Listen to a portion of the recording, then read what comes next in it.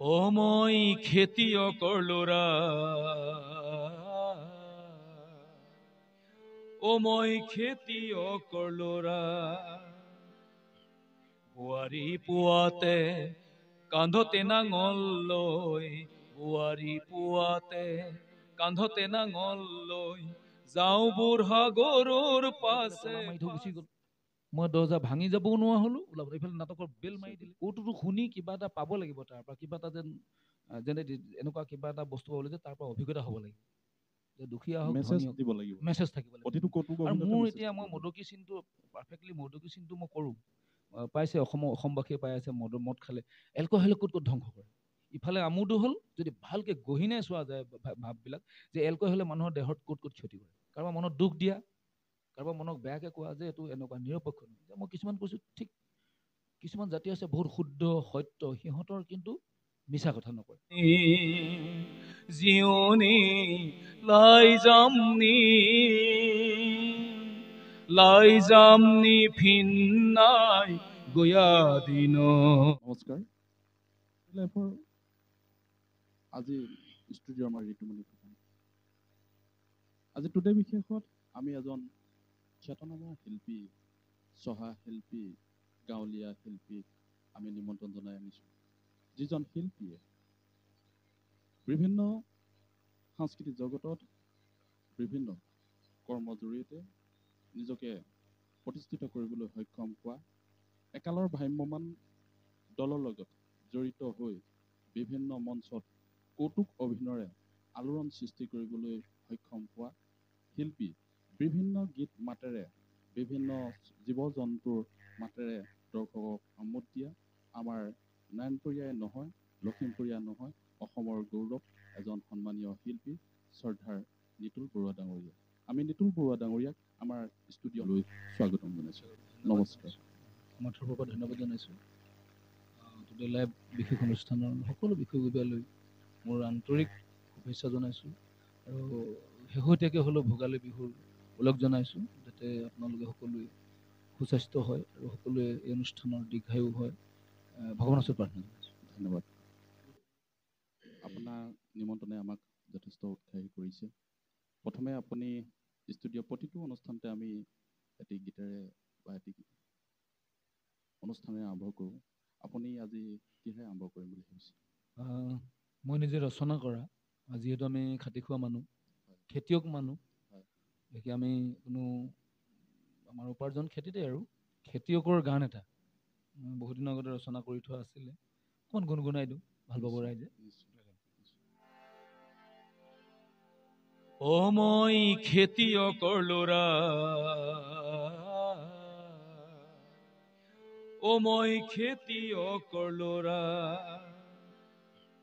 বোৱাৰী পুৱাতে কান্ধতে নাঙল লৈ, বোৱাৰী পুৱাতে কান্ধতে নাঙল লৈ, যাওঁ বুঢ়া গৰুৰ পাছে পাছে, যাওঁ বুঢ়া গৰুৰ পাছে পাছে, হাল বাওঁ ভৰ দুপৰীয়ালৈকে, হাল বাওঁ ভৰ দুপৰীয়ালৈকে, ও মই খেতিয়কৰ ল'ৰা,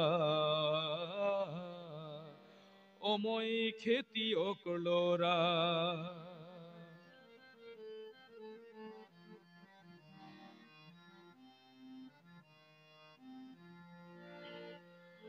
আয়ে ভাবিব চাকৰি বাকৰি পাই মোৰ সোণ ডাঙৰ মানুহ হব, বোপায়ে ভাবিব আহু শালি খেতি এইবাৰ ভালেকৈ হব, এইবাৰ ভালেকৈ হব, সোণ ডাঙৰ মানুহ হব, মোৰ সোণ ডাঙৰ মানুহ হব। বোৱাৰী পুৱাতে কান্ধত নাঙল লৈ, বোৱাৰী পুৱাতে কান্ধতে নাঙল লৈ, যাওঁ বুঢ়া গৰুৰ পাছে পাছে, হাল বাওঁ ভৰ দুপৰীয়ালৈকে, হাল বাওঁ ভৰ দুপৰীয়ালৈকে, সোণ ডাঙৰ মানুহ হব,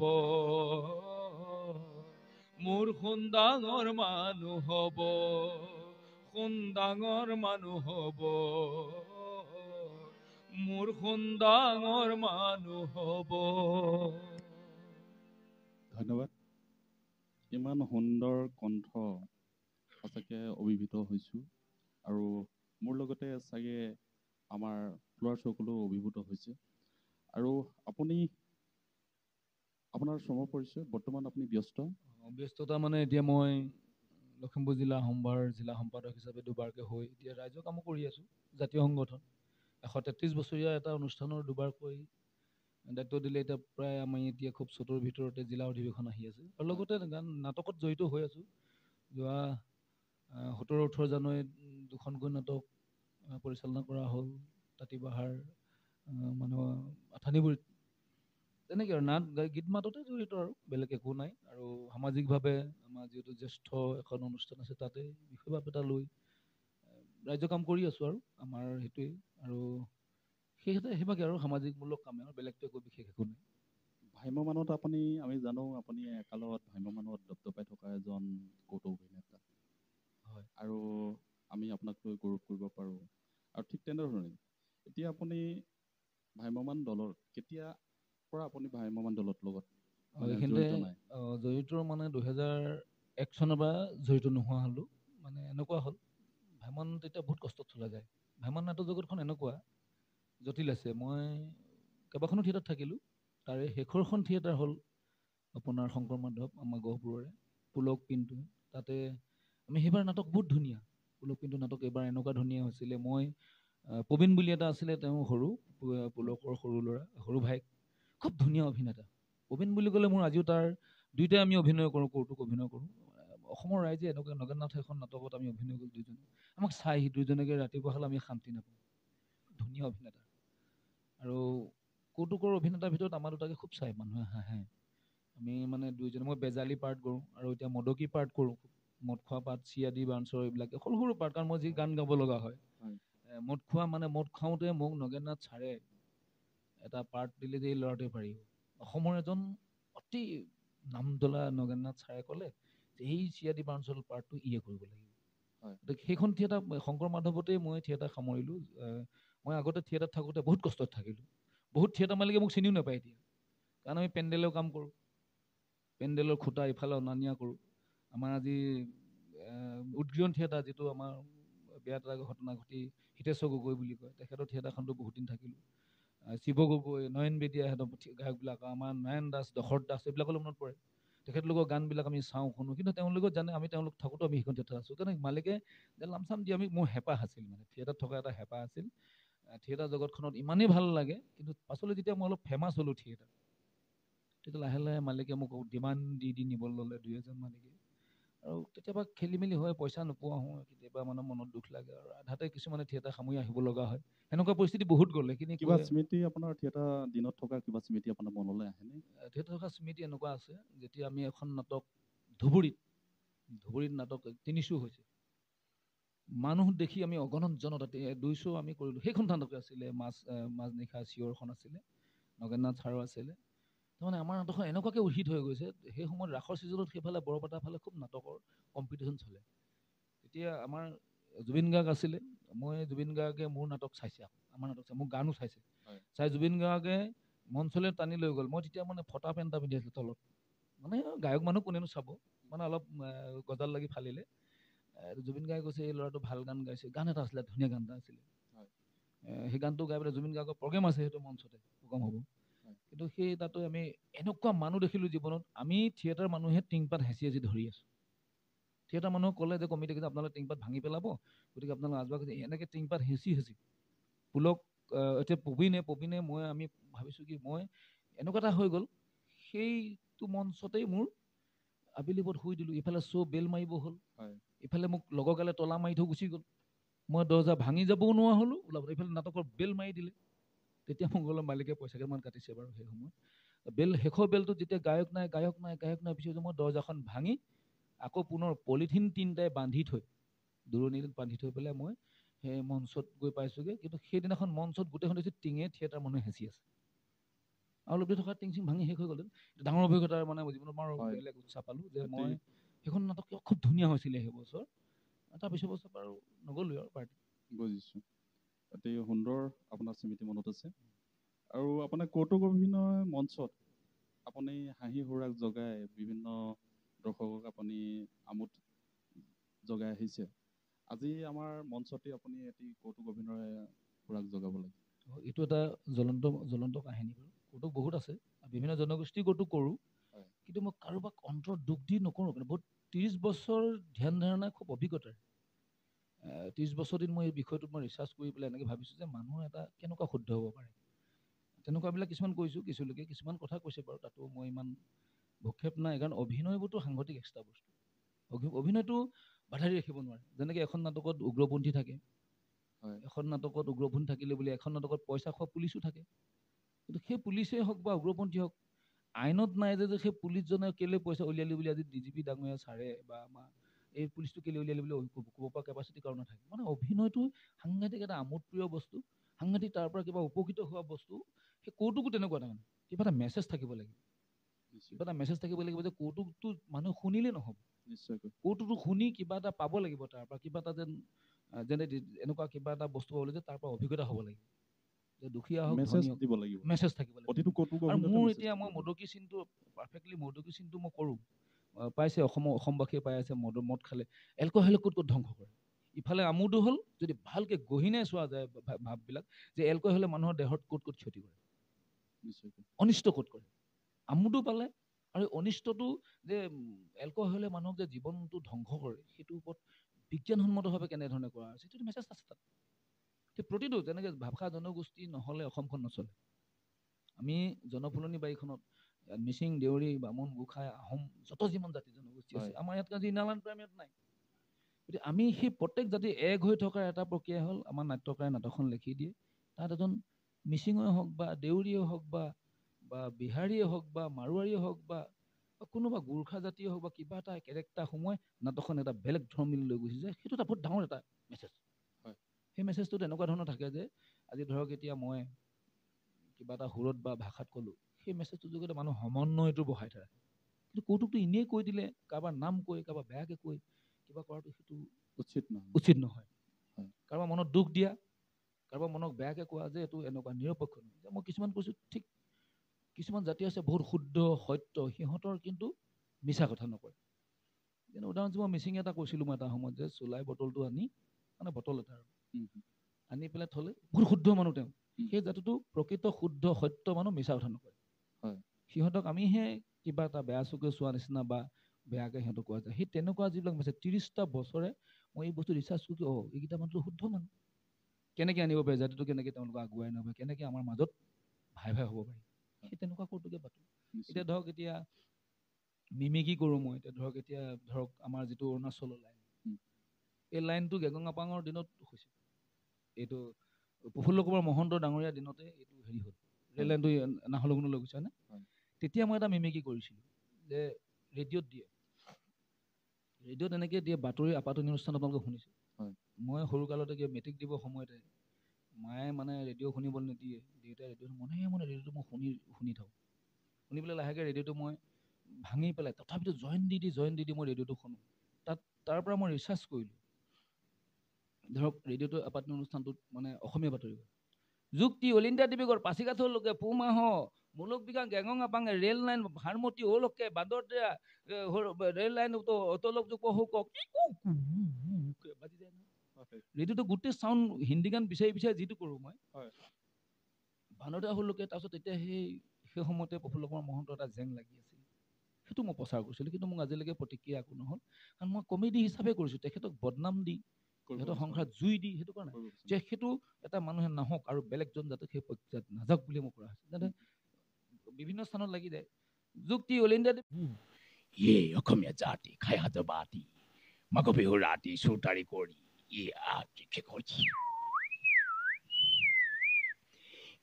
মলগা মিচিং মলগা মিচিং দে পলাশৰে ৰং কোনেনো সানিলে এই মিঠা মিঠা এই মিঠা মিঠা এই মিঠা মিঠা আৰু তোমায় তাৰমানে আগতে ডিছ চলিছিলে, সেই ডিছৰ যিটো গানটো আধাতে পিন যে এনেকৈ কুকুৰ থকা চিন্তা আছিলে, সেই তেতিয়া যুগৰ এইটো আছিলে। এইটো মানে ৰেডিঅ' চেণ্টাৰ মানে সেই হিন্দী গান বিচাৰি নাপায় সেইখন কৰিছিলোঁ। সেইটো মানে কমেডি ৰূপত কৰিলোঁ। এতিয়াতো ৰেডিঅ' নুশুনে, কিন্তু শুদ্ধ তথ্য সঁচা তথ্য ৰেডিঅ'ই দিয়ে।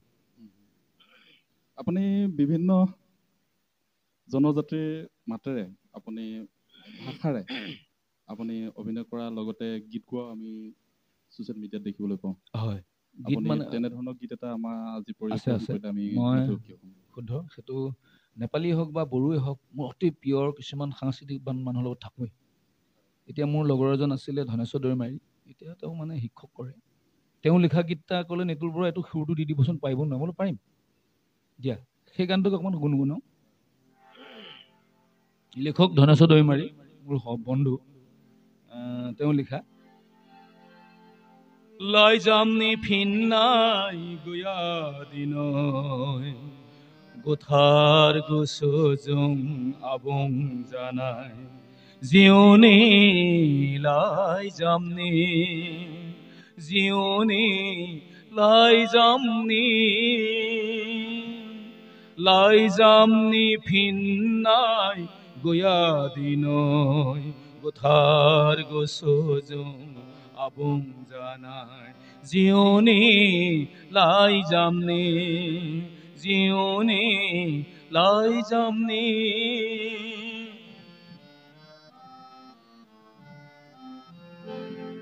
ও সোনা মানো থুখর দিয়া, ও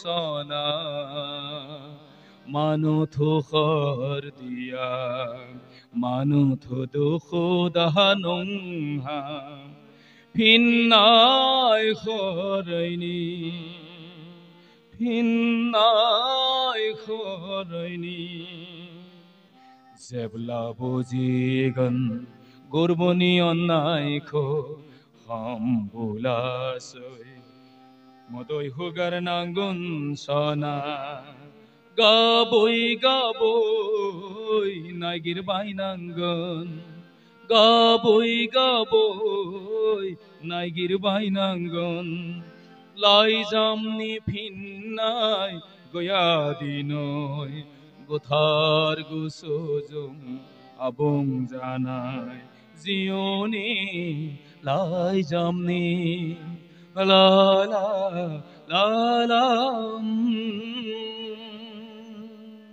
ৰোমান্টিক গান এইটো। সুন্দৰ ভাষাত কথা ক'ব জানে, গীত গাব জানে। আমাক মিচিং ভাষাৰ অকণমান গীত শুনালে আমি শুনাই দিম এটা কলি ধুনীয়াকৈ। ओ आई पोमेनामा आतेर में बम सुनामा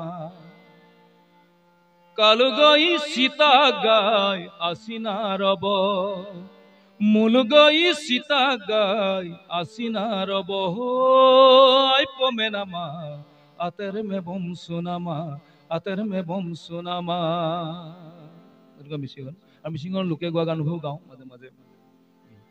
পাহাৰৰ তায়া দুদা নগা নাগিনী মেবমই সুনাম নাঙ রসুমই মালা গৈ মটর বায়কিয়া সিয়ান আসিদ গুলামই গৌতম লামাং কোম্পেনিল ইউলাবার কি মেবমই সুনাম নাঙ रुसुमय माला गय मटर बायकी। বৰ ধুনীয়া গান, সুন্দৰ। আপোনাৰ কণ্ঠ বহুত শলাগ ল'বলগীয়া। এতিয়া আপুনি নিজেও গীত ৰচনা কৰে? হয়, মই মহেন্দ্ৰ হাজৰিকাৰ গীত বেছিকৈ গাওঁ, বেলেগৰ গীত বৰকৈ নাগাওঁ। নিজে ৰচনা কৰে? ৰচনা কৰোঁ আৰু সুৰ কৰে? সুৰো কৰোঁ। কেইবাটাও গীত আপুনি সুৰ কৰিছে? বহুকেইটা গীত আছে। মই এতিয়া বিপ্লৱী গীতো আছে, যেন অসম ভাষাৰো আছে। হয়, আৰু ধৰক বড়ো ভাষা কিছুমান গীত তেওঁলোকে ৰচনা কৰি দিওঁ, সুৰ দিওঁ, আমাৰ ধনেশ্বৰ দৈমাৰী দিয়ে। আমি মানে ধৰক প্ৰায়বিলাক গীতকে লাগি থাকোঁ তেনেকৈ। আৰু মোৰ গীত আছে, যথেষ্ট আছে। আপোনাৰ স্বৰচিত গীত এতিয়া আমি শুনিব পাৰিম?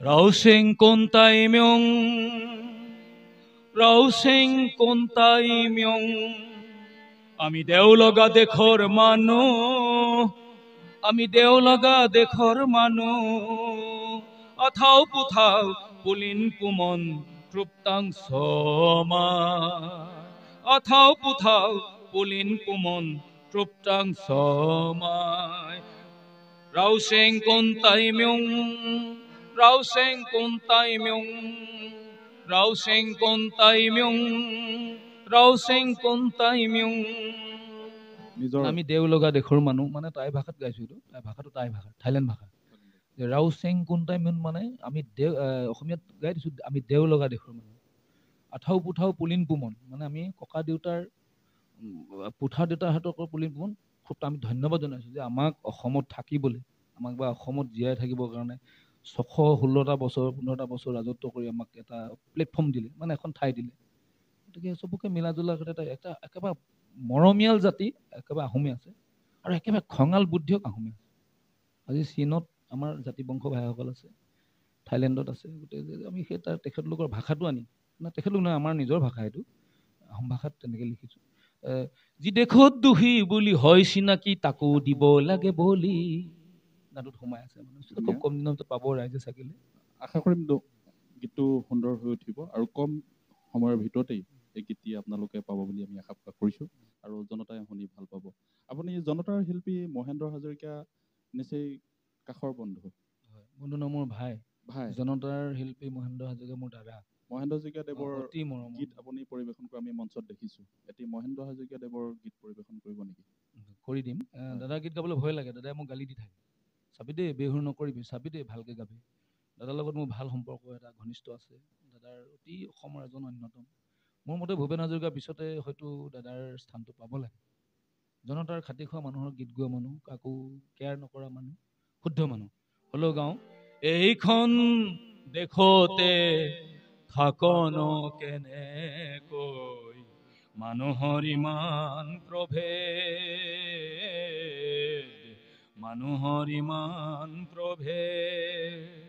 ভায়ে ভায়ে আজি নিজকে নিচিনি ভায়ে ভায়ে আজি নিজকে নিচিনি মাতিছ কিহৰে বিভেদ মাতিছ কিহৰে বিভেদ এইখন দেশতে থাকনো কেনেকৈ মানুহৰ ইমান প্ৰভেদ মানুহৰ ইমান প্ৰভেদ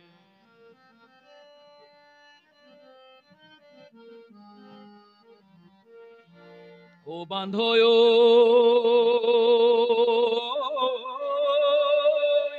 নাহিবনে বাৰু সুখৰে ৰজনী আঁতৰাই দুখৰে নিশা ও বান্ধৈ নাহিবনে বাৰু সুখৰে ৰজনী আঁতৰাই দুখৰে নিশা আই ৰৈ আছে আশাৰে চাবলৈ আই ৰৈ আছে আশাৰে চাবলৈ হেপাহৰ হেঙুলিৰ উষা হেপাহৰ হেঙুলিৰ উষা এইখন দেশতে থাকনো কেনেকৈ মানুহৰ ইমান প্ৰভেদ মানুহৰ ইমান প্ৰভেদ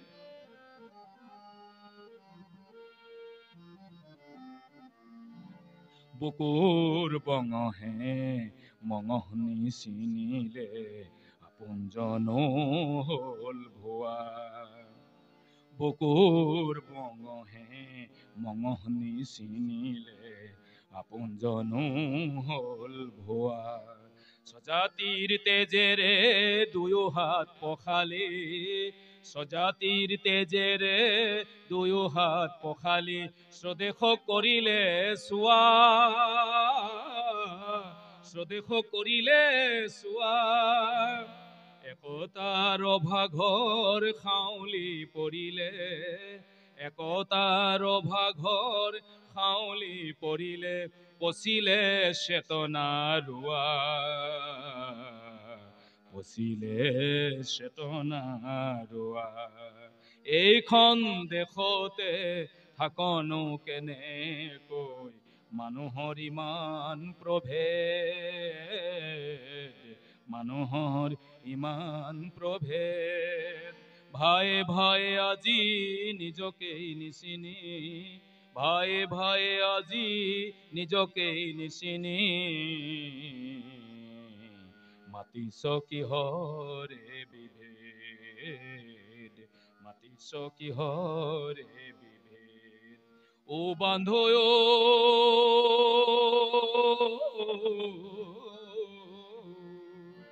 ও বান্ধৈ, ও বান্ধৈ, ও বান্ধৈ। ধন্যবাদ। খুব মহেন্দ্ৰ হাজৰিকা সুৰ সদৃশ সুন্দৰ এটি কণ্ঠৰে আপুনি পৰিৱেশন কৰিলে, বহুত ভাল লাগিল। আমি জানো আপুনি বিভিন্ন জীৱ জন্তুৰ মাত মাতিব জানে, আৰু মাত মাতি বিভিন্ন মঞ্চৰ আপুনি খলকনি তুলিবলৈ সক্ষম হৈছে। আপুনি কেইবিধমান জীৱ জন্তুৰ মাত মাতি আজি মজিয়াখন জীপাল কৰি দিব বুলি আশা প্ৰকাশ কৰিছোঁ। মোৰ জীৱন্ত অভিজ্ঞতা, যেতিয়া শংকৰ মাধৱত গোগামুখ বুটিকুৰত আমাৰ শংকৰ মাধৱত থাকোঁতে মই শুই থকা জেগাৰ পৰা প্লেটখন আৰু কীবৰ্ডখন চুৰ হৈ গুচি গ'ল। ৰাতিলৈ শ্ব' আছে, তেতিয়াই মই অনুভৱ কৰিলোঁ তাতে চৰাই চিৰিকটিৰ মাত, কুকুৰৰ মাত, বন্ধুকৰ মাত নাটকত আছেই। ভাবিলোঁ কি এতিয়া চুৰে হৈ গ'ল, মই কেনেকৈ কৰিম এতিয়া। মই উপস্থিত বুদ্ধিৰে তাৰ আগৰ পৰা জীৱ জন্তু মান মাতোঁ, কিন্তু মই ব্যৱহাৰ কৰা নাছিলোঁ। মোৰ লগৰ মোৰ নিজৰ একে পৰিয়াল, আমি দুটা ককাই ভাই। ডাঙৰজন ঢুকাই থাকিলে, আমি দুটাই কৰোঁ। যতীন বৰুৱাৰ নাম শুনিছে? শুনিছোঁ। যতীন বৰুৱা ঢুকাই থাকিলে খুব আজি এবছৰ হৈছে। সুন্দৰ তেওঁ মানে কেৰিকেচাৰ কৰে, আমি দুজনে কৰোঁ। অসমত খলকনি লগাইছিলোঁ এটা সময়ত, জনালোকে জানে। তেতিয়া হেৰাই যোৱাৰ পিছত মই থিয়েটাৰত যিবিলাক ব্যৱহাৰ হয়, মানে কুকুৰৰ চিঞৰ, বন্দুকৰ চিঞৰ, চৰাই চিৰিকটি মাত, সেইবিলাক ব্যৱহাৰ কৰোঁ। কেনেকৈনো কুকুৰৰ চিঞৰ, মানে কুকুৰটো এনেকুৱা হয়, নাট্যকাৰে লিখি দিয়ে যে কুকুৰটো চুৰটো আগত দেখিছে, যে গৃহস্থক দেখিছে, এনেকুৱা তাই এটা মোৰ লিখি দিয়ে। মানে কুকুৰটো চিঞৰ মাত, এনেকৈ আজিও নাটকত আছে সেইবিলাক, ৰাতি কেনেকৈ চিঞৰ। কিন্তু সেই বস্তুটো মই ৰিচাৰ্চ কৰি পেলালোঁ। যেনেকৈ এতিয়া গৃহস্থজন ঘৰলৈ আহোঁতে ৰাতি সেই পেট ভাত উলিয়াব লাগিব যে, সেইটোকে নাটকতো ব্যৱহাৰ হয়। গৃহস্থজন ওচৰলৈ আঁতৰত দেখিলে সি মৰম লগায়, কেনেকৈ চিঞৰ চাব।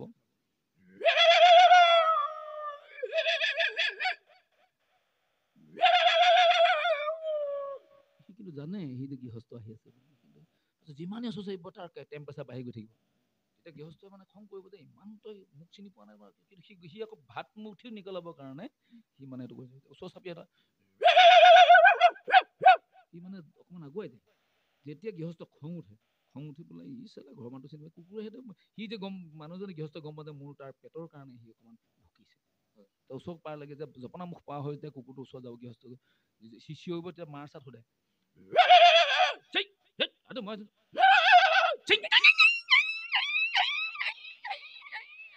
সি পাছফালে তেতিয়াহে শুবগৈ আৰু এচাত দি দিয়ে ফাটৰকে লাখুটিডালে। সেইটো এতিয়া কৌতুক এটা কৰা হ'ল। গৃহস্থৰ সেইটো এটা কুকুৰৰ সেইটো মাত, তাৰ বন্ধুকৰ মাতো এতিয়া দিবই লাগে ন। সেইটো অভিজ্ঞতা, জীৱন্ত অভিজ্ঞতা। চুৰ হৈ যোৱাৰ পিছত মই সেইটো কৰিছোঁ। থিয়েটাৰত থকা সময়ত মই সেইটো একদম আজিও ক'ব, প্ৰবীণে ক'ব, আজিও মাধৱদেৱ শংকৰদেৱ থিয়েটাৰ মালিকে ক'ব, মানে এইটো চুৰ হোৱাৰ পিছত এইটো কৰিছে। অভিজ্ঞতা, জীৱন্ত অভিজ্ঞতা এইবিলাক।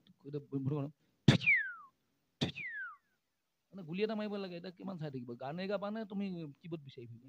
এতিয়া মই গানৰ কীবৰ্ড স্বৰটো বা হাতে মাৰি এনেকৈ মাৰি দিওঁ। এতিয়া বন্দুক আছে, বন্দুকটো মাৰোঁতে এতিয়া ধুনীয়াকৈ কৰোঁতে তেতিয়া তাত বক্সত ধাও কৰে, মানে গুলিটো ক'ৰপৰা মাৰিলে কেনেকুৱা না, মানে মালিকবিলাকে গম নাপায়, মানে এইটো ই মুখত কৰে। আৰু তেনেকুৱা ধৰক চৰাই চিৰিকটি মাত, ৰাগ চাগত প্ৰয়োজনীয় হয়, ৰাগো শিকাওঁ এনেকৈ। যমুনাৰ বালিতে কোনে বাঁহী বজায়, শ্ৰৱণ সন্ধিয়া যমুনাৰ বালিতে কোনে বাঁহী বজায়।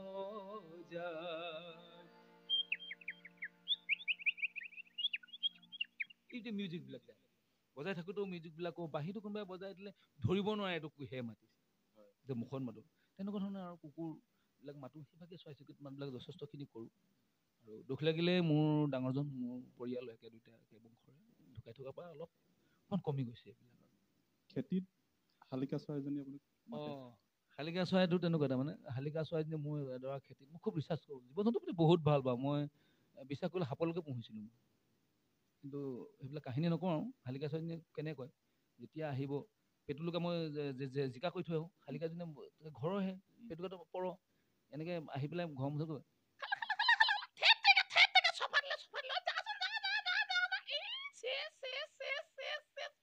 এনেকুৱা এটা সুৰ মাতে। সঁচাকৈ হাঁহি সুৰাক জগালে ভাল লাগিল। আপুনি স্কুলীয়া শিক্ষা ক'ত গ্ৰহণ কৰিছিল? মোৰ স্কুলীয়া শিক্ষাটো শিমলুগুৰি হায়াৰ ছেকেণ্ডেৰী আৰু লগতে অভিনয় জগতৰ মানে মই প্ৰথম শিকা নাছিলোঁ, খুব ভাল পাওঁ, হেঁপাহ কৰোঁ। পুতলা নাচৰ চালোঁ প্ৰথম, তাৰপিছত আমাৰ কৃতিশ বৰা ডাঙৰীয়াৰ এখন নাটক মানে এতিয়া চাওঁ, আগতে মই বহুত দিনৰ আগতে তেখেতৰ নাটকো ভাল পাওঁ, কৃতিশ দাক মই খুব ভাল পাওঁ। তাৰ আগতে অভিনয়ৰ ক্ষেত্ৰত মানে অৰুণ হাজৰিকাৰ তাৰ নাম নল'লে ভুল হৈ যাব। তেওঁ মোক অভিনয়ৰ ক্ষেত্ৰত বহুত বহুত বস্তু দি গ'ল। অৰুণদা আৰু ইন্দ্ৰবনীয়া প্ৰয়াত ইন্দ্ৰবনীয়া পৃথিৱীয়ে কৈছিলে তই ভালকৈ কৰচোন ল'ৰা, ভাল এটা হবি, কিন্তু আমাৰ টকা পইচাৰ অভাৱ আছে। মই হ'লো এটা অতি দুখীয়া ঘৰ পৰিয়ালৰ ল'ৰা। মই আজিও বিভিন্ন কাম কৰি টিউশ্যন কৰি চলি থকা ল'ৰা এজন, ইমান টকা পইচা নাই, খোলাখুলি কথা এইটো। মই ইমান ধনী ল'ৰা নহয়, কিন্তু হ'লেও বহুত ৰাইজে বা বহুত মানুহে সহায়ো কৰে, সেইটো অপ্ৰিয় হ'লেও সত্য। কিন্তু অৰুণ হাজৰিকাই নাটক কেনেকৈ কৰিব, এটা ক্ৰছ দিছিলে। ক্ৰছত মানে আমাক নি পেলাই বজাৰ দিয়ে ইম্প্ৰভাইজেশ্যন এটা ছাবজেক্ট। উপস্থিত বুদ্ধিৰে অভিনয়টো বহুত সাংঘাতিক কষ্টকৰ বস্তু। অভিনয়টো কোনোবাই মাৰোৱাৰী সুৰত, কোনোবাই বিহাৰী সুৰত, কোনোবাই কিবা কিবি সুৰ আনি পেলাই যে অভিনয়টো দেখাব লাগে। কোনোবা বেপাৰী এজন বহি আছে, বেপাৰীজনে কি কৈছে সেই বস্তু দেখাব লাগে, ইম্প্ৰভাইজেশ্যন। সেইটো ক্ষেত্ৰত তেতিয়াবা অৰুণ হাজৰিকাই যেতিয়া আমাক সেইটো শিক্ষা দিলে, অৰুণদাই মানে ছাৰ বুলি মাতিবলৈ মানা কৰে, দাদা বুলি মাতি বুলি কয়। আজিও ফোনাফোনি চলি থাকে দাদাৰ লগত, মই বহুত ভাল পাওঁ। কিন্তু গোটেই জীৱনটোত আজিৰ তাৰিখত মই অৰুণ হাজৰিকাৰ সান্নিধ্যত অভিনয়ৰ ক্ষেত্ৰতো সম্পূৰ্ণভাৱে মই লৈ ল'লোঁ। অভিনয় সেইটো যে এটা সংগীত শিক্ষা মই সৰুকালৰ পৰাই গীত মাত গাওঁ, সৰুকালৰ পৰাই গীত মাত গাওঁ। মই হাইস্কুলত থাকোঁতে, ধৰ্মগড় হাইস্কুলত থাকোঁতে মই লোকগীত ব্যৱহাৰ কৰোঁ। আৰু অসম ভাৰতীয় গণনাট্য সংঘত মই বহু বছৰ খগেন মহন্ত, ৰামেশ্বৰ পাঠক এইবিলাকক লগ পোৱা মানুহ। আপোনাৰ তেজপুৰত এখন মোহিনী ৰাভা বাইদেউৰ তাত এটা ডাঙৰ ভাৰতীয় গণনাট্য সংঘৰ হেমাংগ বিশ্বাস শুনিছে, জানিছে, অসম মানুহ জানে। তেওঁ আছিলে ভাৰতীয় গণনাট্য সংঘৰ আমাৰ প্ৰধান। আৰু আমাৰ ভাৰতীয় গণনাট্য সংঘৰ মানুহবিলাকে মানে ধৰক আমাৰ পলাশৰ ৰং বোলছবি জীৱন বৰা ডাঙৰ মোৰ বৰ মনত পৰে। জীৱন বৰা ডাঙৰীয়াই মানে মই দদাইদেউ বুলি মাতোঁ, তেওঁ মাতি নি চিনেমাৰো কিছুমান বা তেওঁ এগ্ৰিকালচাৰ বিভাগৰ চাকৰিলৈকে ব্যৱস্থা কৰিছিলে, কিন্তু মই পলৰীয়া হৈ গুচি আহিলোঁ। চিনেমাটো সেই পলাশৰ ৰং বোলছবিখনৰ নিৰ্মাতা জীৱন বৰা ডাঙৰীয়া, আলি হাইদৰ, নকলে ভুল হৈ যাব, আমাৰ এতিয়াও আছে, আমাৰ কেইবাজনো আছে, ভৱেন বৰাহেঁত আছে। প্ৰায়খিনি অসমৰ শিল্পীৰ লগত 2011 চনত যেতিয়া বঁটা দিছিলে, প্ৰায়খিনি মানুহকে লগ পাইছোঁ। আজিও এখন কিতাপ অসম সাংস্কৃতিক মহাসভাই উলিয়াই আপুনি অসমৰ বিভিন্ন খ্যাতিনামা শিল্পীৰ লগত কাম কৰিছে? কৰিছোঁ, তেনেকৈ গৈছোঁ আৰু চিনাকি আছে। আৰু আপুনি বহু বাদ্যযন্ত্ৰ বজোৱা আমি দেখা পাওঁ, কি কি বাদ্য? কি বাদ্য বুলি ক'লে মানে মই অসমত জন্ম হোৱা গোটেইখিনি বাদ্য, সকলো থলুৱা বাদ্য আপুনি বজাব? থলুৱা বাদ্য। আৰু মোৰ ফেচবুকতো পাইছে, মই বড়ো সাংস্কৃতিক জগতৰ লগত মানে মই বড়ো কালচাৰটো কৰিছোঁ। বহুত মঞ্চত মই বড়ো খাম বুলি কওঁ। কৃষি কৰ্মৰ লগত আপুনি জড়িত বৰ্তমান কিবা? মোৰ খেতি পথাৰ মানে অন্য বিশেষ মই গছ গছনি বেছি ৰুওঁ, এতিয়াও গছ গছনি যথেষ্ট। মই এডাল গছ বেছি এখন মটৰচাইকেল কিনিছোঁ। গছ বিক্ৰী কৰি নিজে ৰুই নিজে গছ বিক্ৰী কৰিছোঁ। এতিয়াও মোৰ বাৰীৰ কাণে কাণে গছ আছে, ডাঙৰ ডাঙৰ গছ আছে। গছৰ প্ৰতি বেছি মোহ আছে আৰু এতিয়াও যথেষ্ট। গছ ৰুবলৈ জেগা নাই আৰু মাটিও নাই। মই নিজে কিনি, যিডোখৰ মাটিত নিজে কিনি, দেউতাৰ পৰা নোলোৱাকৈ নিজে কিনি, আৰু মই চব গাড়ী ঘোঁৰা চলাই কিবা বিভিন্ন মোৰ কোনো মাজে মাজে আপোনাৰ ট্ৰাক চলোৱা দেখোন, বাছ চলোৱা মই চব চলাব জানো। আপুনি চালকো নেকি? মই চালক। মই আপোনাৰ যি গাড়ী দিওঁ। আপুনি কৃষি কৰ্ম কৰিব জানে, আপুনি গাড়ী চলাব জানে, আপুনি অভিনয় কৰিব জানে, চব কৰিব জানো। মই এটা ভাল পকা ঘৰ পৰিৱেশন কৰিব জানে, গীত নিজে গায়, নিজে লিখে। মোক ভাল পকা ঘৰ ড্ৰয়িং দিলে পকা ঘৰ বনাই দিম। মিস্ত্ৰী কৰিব মোৰ নিজৰ ঘৰটো মই নিজে বনোৱা। আজি মই যিটো পকা ঘৰ বনাই দিছোঁ সেইটো নিজে বনোৱা। আপুনি বিভিন্ন বঁটা বাহনা পাইছে। বহু বঁটা পাইছোঁ। গুৱাহাটী আপোনাৰ STM টেকন'লজি STMত এটা অনুষ্ঠান হৈছিলে, প্ৰগতিশীল উন্নয়ন মঞ্চ অসম। তেওঁলোকে গুৱাহাটী আৰু প্ৰেছ ক্লাবে অলপ দিন আগত দিছিলে, ফেচবুকত দিছিলোঁ, মই এইবিলাক দিছোঁ। তেওঁলোকে সন্মান জনাইছে। আৰু বিভিন্ন কলেজত যেতিয়া মই বঁটা লৈ আহিছিলোঁ, ৰাজ্যিক বঁটা লৈ আহিছিলোঁ, তেতিয়া মোক বহুত কলেজে বিশেষকৈ মাতি নি মোক সন্মান জনাইছে। বহুকেইখন কলেজ অসমৰ, আৰু প্ৰায় অসমৰ প্ৰতিখন জিলা মানুহে মোক চিনি পায়। মই সেইটোতে সৌভাগ্য, আৰু সাংগঠনিক হিচাপে হওক বা মই এতিয়া অসমৰ প্ৰতিখন জিলা যোন জেগাতে যাওঁ, মোৰ মানুহবিলাকে অসমৰ প্ৰতিখন জিলা মানে মোক ভালকৈ জানে। আৰু বহুত আচৰিত পায়, মানে গাড়ীও চলায়, আৰু মানে চব গাড়ী আৰু ফেচবুকতে পাই থাকে। মই কৰিব পাৰোঁ, মানে জীৱনটো কোনফালে যাব ঠিকান নাই। অকল পঢ়া শুনাৰ ক্ষেত্ৰতে নহয়, মোৰ জীৱনটো। আৰু আজি দেখোঁ কোনোবাই কৈ দিয়ে বোলে টকা 2000 দিম বুলি গুৱাহাটী যাব, কাৰণ মইতো লাজ কৰাৰ কথা নহয়। আৰু বিভিন্ন জাতীয় সংগঠনৰ লগত আপোনাৰ জড়িত। মই এনি টাইম থাকোঁ, কাৰণ মই কি সংগঠনৰ লগত আপুনি জড়িত? মই এতিয়া কোনখন সংগঠনৰ? মই প্ৰায় কৃষক মুক্তি সংগ্ৰাম সমিতিয়ে হওক বা প্ৰায় জাতীয় সংগঠনবিলাক যিমান অসমত আছে চবৰ লগত জড়িত থাকোঁ। আৰু মই জাতীয়তাবাদটো নিজৰ দেশখনৰ কাৰণে চিন্তা শ্ৰদ্ধাৰ পৰা মই এজন জাতীয় সেনানী হিচাপে মই ভাবোঁ। আৰু কাৰণ অসমৰ যিসকল থলুৱা মানুহ আছে, থলুৱাসকলৰ দুখ দুৰ্গতি চাব নোৱাৰোঁ। তেনেকৈ মই সিদিনা হৈ যোৱা কিছুমান যিটো কা আন্দোলন ঘটিছিল, তাৰো এটা গান বনাই থৈছোঁ। সেইটো কিবা ৰিপ্লাই বুলি বা কিবা ভয়ত মই প্ৰচাৰ কৰা নাই, তথাপিও কৰিছোঁ। মানে তেনেকুৱা গান কিছুমান, বিপ্লৱী গান, বহুত গান মই লুকুৱাই থোৱা আছে। আৰু সেইবিলাক কৰিবলৈ ভয় লাগে, কাৰণ এটা কবিতা গালে মানুহে সুমুৱাই থৈ দিয়ে নহয়। আৰু সেইটো নিবিচাৰে, ঘৰখন মই যদি ক'ৰবালৈ গুচি যাওঁ, ঘৰখন অসুবিধা হয়। সেইখিনি খাটি খোৱা মানুহৰ অন্তৰত থকা কিছু মানুহৰ জুই আজিও মোৰ অন্তৰত লুকাই আছে। কাৰণ মই সাংঘাতিক মানুহ বুলি মানুহে কয়, আৰু মই চব জানো। বাছ তাক য'ত দিয়ে, যি গাড়ীয়ে নিদিয়ক, মই একবাৰ চালে মাত্ৰ নিমেই। মই মানে ৰেলৰ হেণ্ডবেগতো হাত লগাইছোঁ। সৰু পোৱালি এটা ঢুকালে লখিমপুৰ, দেউতাকে ৰেলৱেত কৰিছিল। মই গুৱাহাটীৰ পৰা আহি থাকোঁতে দেউতাকৰ কাষতে বহিলোঁ, কিন্তু মই লিভাৰ টানি ৰেল 6 মিটাৰ লৈ গ'লোঁ। সেই সৰু পোৱালি এটা ঢুকাল। এতিয়া তেওঁ কমিউনিষ্ট মাইনৰ মানুহ আছিল, উকিল আছিল লখিমপুৰ। চন্দ্ৰদেৱ চুমুৱা জীয়েকক বিয়া কৰিছে, তেতিয়া কলেজত থকা পৰা সেইটো। হয়, মই বহুত সেইবিলাক কৰিব, মানে কি জীৱনটো কোন বাটে নিম, লক্ষ্য এটা নাই, মোৰ গোটেইখিনিয়ে লক্ষ্য আছে। ধন্যবাদ। আমি সময়ক খাপ খুৱাই আমি অনুষ্ঠানটো সামৰণি মাৰিব লাগিব। আজি আমি এজন বিশেষ শিল্পীক আপোনালোকৰ মাজত চিনাকি কৰি দিয়া উদ্দেশ্য এইটো যে যিজন ব্যক্তিয়ে কৃষি কৰ্মৰ লগত জড়িত থাকি, সমাজ সংগঠনৰ লগত জড়িত থাকি, আমাৰ বিভিন্ন অনুষ্ঠানৰ মঞ্চৰ লগত জড়িত থাকি, কৃষ্টি সংস্কৃতি ধৰি ৰাখিবলৈ চেষ্টা কৰি জাতিৰ এজন বীৰ হিচাপে আমি স্বীকৃতি দিব পাৰোঁ, যিজনে নিজৰ বাবে, পৰিয়ালৰ বাবে, পৰিয়ালক আওকাণ কৰি, মৃত্যুৰ কুটুমক আওকাণ কৰি সমাজ আৰু উন্নতিৰ কথা, প্ৰগতিৰ কথা চিন্তা কৰি থাকে সেইজন মহান ব্যক্তি হ'ল নীতু বৰুৱা ডাঙৰীয়া। আমি সদৰ শেষত তেখেতৰ পৰা এটি আমি গীত শুনি আজি অনুষ্ঠানটো সামৰণি মাৰিব বিচাৰিছোঁ। কি গীত গাব? গীত এটা গাওঁ। মই থিয়েটাৰত খুব গালোঁ। পদ্মদাৰ সেইবছৰ নাছিল, আমাৰ যশস্বী নাট্যকাৰ ৰেৱ বৰা, কিছুমান থিয়েটাৰত গান গাইছিলোঁ। এটা প্ৰেমৰ গীত।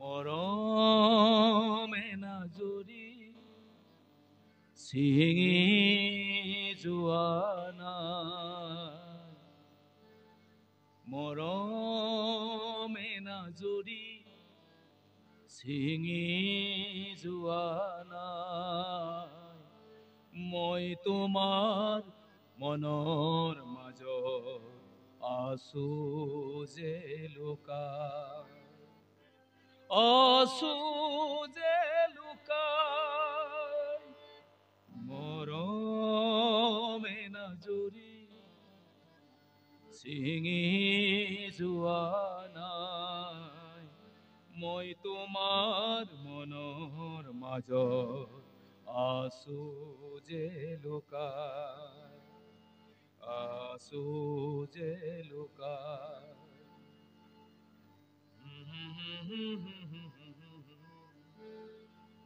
চেনেহৰ বান্ধোন চিঙা নাই নিচিগে, নাভাগে ভাগিব নোৱাৰে, সৌদূৰৰ মন্দিৰতে, সৌদূৰৰ মন্দিৰতে আছো তোমালে বাচ্চাই,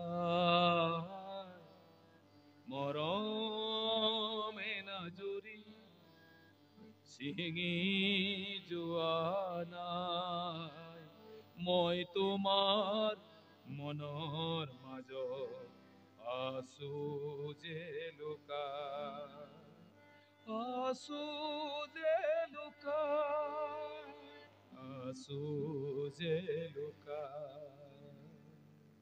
এইটো থিয়েটাৰ গান এইবিলাক। সুন্দৰ। আমি শেষত ভূপেন হাজৰিকা এটি কলি গীতৰ কলি গুণগুণালে আমাৰ অনুষ্ঠানটো সুন্দৰ হ'ব বুলি আশা কৰিছোঁ। সুন্দৰ গীতবিলাক গাবলৈ ভয় লাগে, বহুত স্বৰলিপি থকা, অকণমান বেহুৰ হয় বুলি বিৰাট ভয় খাওঁ, তথাপিতো শুধৰাই ল'ব আৰু। মই আৰু মোৰ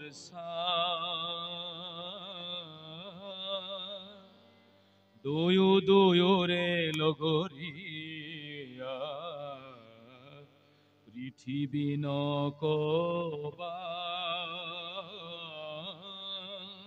মই অকলশৰীয়া, মই আৰু মোৰ ধন্যবাদ। আপুনি ইমান দূৰৰ পৰা আহি আমাৰ নিমন্ত্ৰণ ৰক্ষা কৰি আজি এই টুডে লাইফৰ ষ্টুডিঅ' মজিয়ালৈ অহাৰ বাবে আপোনাক আন্তৰিক ধন্যবাদ আৰু কৃতজ্ঞতা জ্ঞাপন কৰিছোঁ।